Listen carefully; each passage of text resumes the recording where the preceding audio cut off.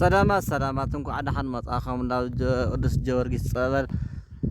ወረዳ ቆላት ተሚን ጣብያ ሽሎ ኦምኒ እትበሃል ኣውዚኣ ብጣዕሚ መሓሪት ጸበል ክንደይ ሰብ ዛድሐነ ጸበል እዩ እዚ ብሓደ ክንሕፀብ ኢና ብሓደ እዚ መጸረት ግዛዕና ተሓጠብና ኢና ንርከብ ካብ ጉያ 7 ኪሎ ሜትር ኢና ኸድና ሕይ እውን ናተሓጠብና ንርከብ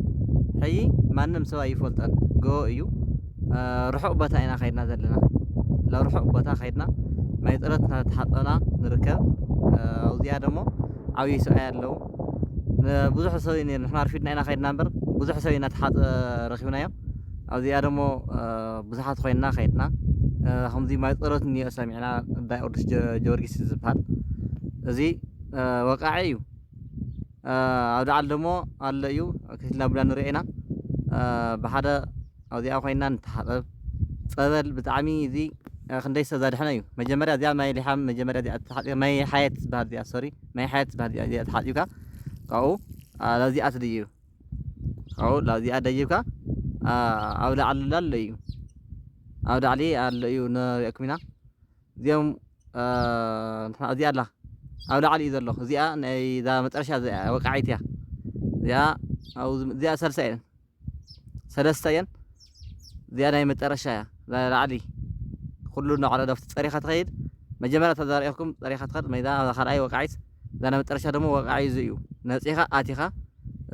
እግዚኣብሔር ዘይምሕሮ ዘይድሕኖ ነገር የለን ነፂህና እንተሓጠብ ነፂህና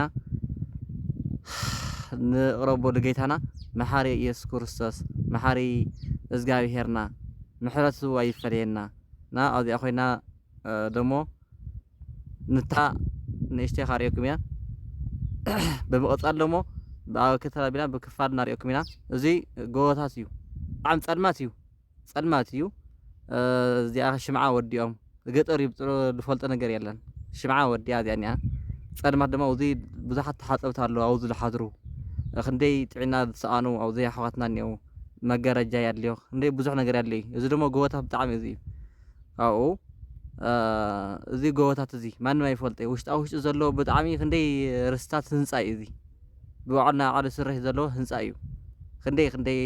ንሪኦ ኢና እዚኣ ደሞ ኣሕዋት